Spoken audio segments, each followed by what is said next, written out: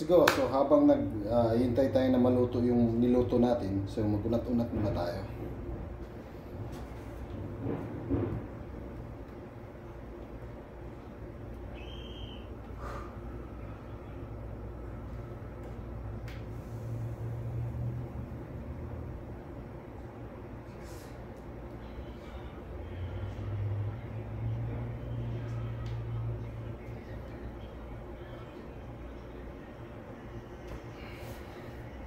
So, yung mga ganyang pag-workout natin, unat-unat na tinatawag natin, ay maganda yan sa ating back. So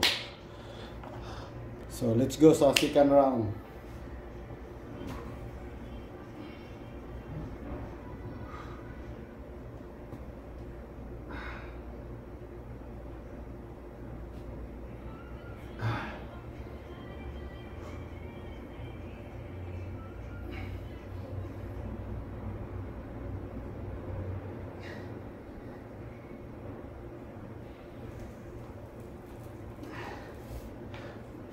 So, napakadali lang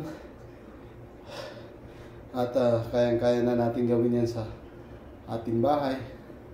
Yung mga simpleng workout lang para ma-develop yung katawan natin, lalo sa mga first time.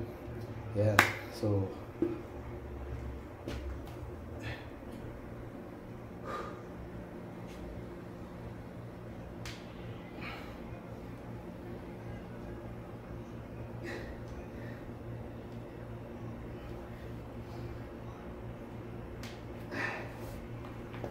ganun lang.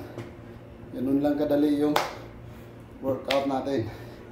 Unat-unat lang natin yung part ng ating back.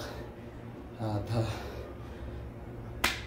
sana'y magustuhan nyo at may subscribe nyo ako. So, bye-bye. See you.